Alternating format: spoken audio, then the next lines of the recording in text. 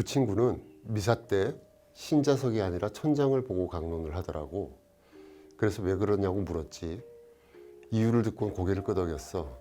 내 친구이지만 그런 면에선 참 존경해. 천장을 보고 강론하는 신부 이야기를 들려준 건 신무사 선배였습니다. 그 선배는 천주교 신자였는데 고교 동기분이 사제가 되어 자신이 출석하는 성당의 주임 신부로 왔다고 했습니다. 그러나 어느 날부터 뭔가 이상해서 자세히 관찰해 보니 미사 강론 때 신자석이 아니라 천장을 바라보면서 하더라는 것입니다. 비단 종교인이 아니더라도 대중을 상대로 발언을 할 때는 참석자들과 눈을 맞추면서 하는 것이 일반적이지요. 그런데 천장을 보면서 강론을 하다니요. 그 선배는 친구이자 신자의 입장에서 사적인 자리에서 그 이유를 물었다고 합니다. 그 답이 보통 이야기가 아니었습니다. 헌금을 많이 한 사람들이 보이면 나도 모르게 자꾸 그쪽으로 눈길이 가는데 그걸 다른 신자들이 눈치채면 불편할 건 아닌가. 그래서 아예 천장을 보면서 강론을 하는 거야. 이렇게 말했다고 합니다. 성당이건 교회건 절이건 돈 들어갈 일은 많습니다.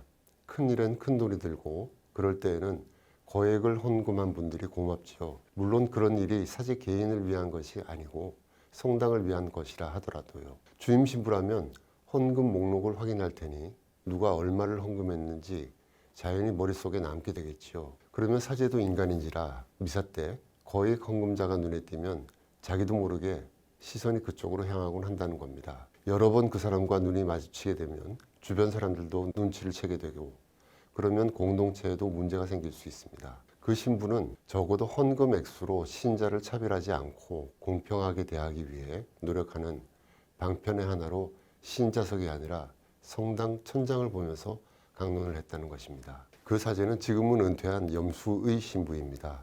서울대교구장을 지낸 염수정 추기경의 동생이기도 하지요. 염수의 신부는 개포동 성당 주임 신부 때에는 초대 조선 대목구장인 브리기에르 주교의 생애와 업적을 기리는 사업에 앞장을 섰고 잠원동 성당 주임 신부 시절에는 안중근 의사의 유목 글씨죠.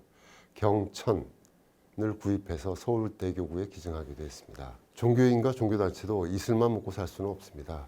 돈이 필요합니다. 무소유와 청빈을 강조해도 최소한의 경빈이 있어야 합니다. 법정 스님도 무소유에 대해서 필요 이상의 것을 갖지 않는 것이라고 했지요. 적어도 일반인들은 종교인들에게 그런 기대를 가지고 있습니다. 최근 방문한 인천 강화 동검도 채플에서도 돈과 종교의 깔끔한 만남을 보았습니다. 동검도 채플은 스테인드 글라스의 대가인 조광호 신부가 개인적으로 마련한 기도와 명상의 공간입니다. 실내는 7평, 마당은 10,000평이라는 조 신부의 말처럼 강화도 서해안 경치 좋은 곳 한복판에 자그마한 채플이 앉아있는 모습입니다. 전면의 유리창 주변엔 조 신부의 스테인드 글라스 작품이 장식되어 있고요.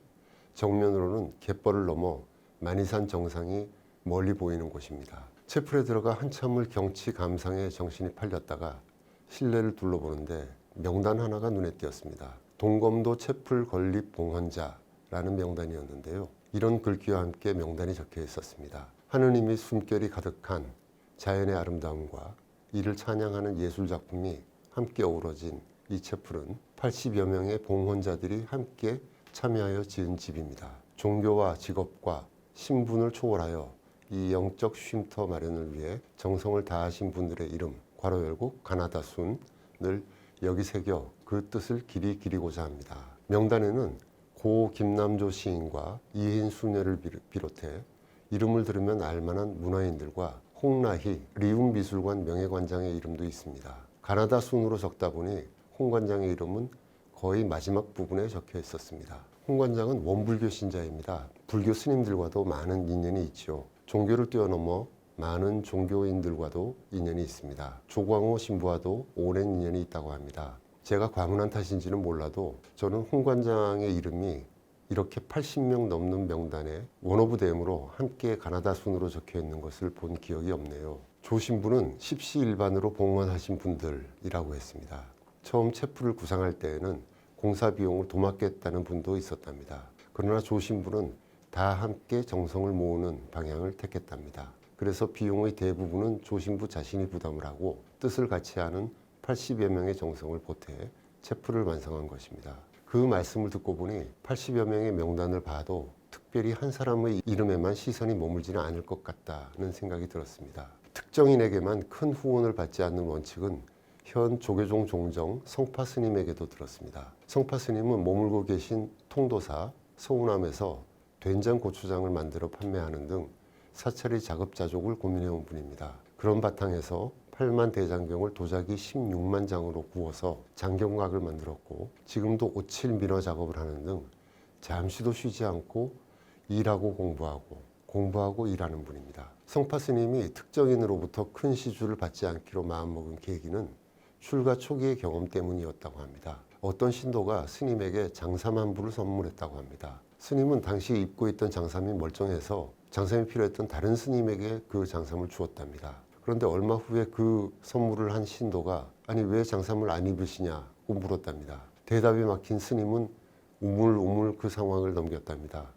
매우 곤란했겠죠. 그 일을 통해서 왜 절에서 어른 스님들이 시주물은 쇠 녹인 물 마시듯 하라. 적화살은 피해도 은혜 화살은 피할 수 없다고 하는지 절감했다고 합니다. 은혜를 입고 신세를 지면 아무래도 신경이 쓰일 수밖에 없다는 것이죠. 그래서 이후로는 불사를 할 때에도 가능하면 특정인에게 큰 시주를 받지 않게 됐다는 것이죠. 대신 단감나무 밭을 만들어서 팔고 된장, 고추장을 담가 판매하는 등 자급자족에 힘썼습니다. 최근에 한 여당 국회의원이 자녀 결혼 축의금 문제로 논란이 있었죠. 저는 다른 점보다 그 의원이 돈을 돌려준 명단 사진에 더 눈길이 가더군요. 그 의원 입장에선 축의금을 돌려보내지 않은 사람들의 명단과 축의금 액수도 기억하겠지만 자신이 돌려보낸 사람, 기관의 명단과 액수는 더 또렷이 기억에 남을 것 같습니다. 직접 명단을 정리하고 계산해서 보좌진과 문자로 소통까지 했으니까요. 그 의원은 축의금 돌려준 사람이나 기관을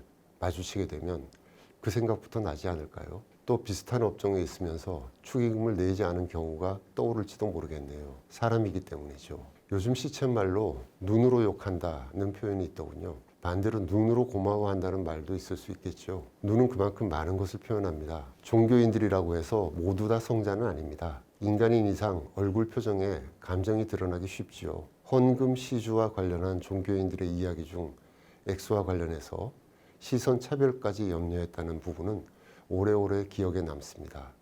대놓고 돈을 이야기하는 종교인들도 있습니다. 그렇지만 아직도 많은 종교인들은 이렇게 시선 차별까지 조심하면서 살아가고 있습니다.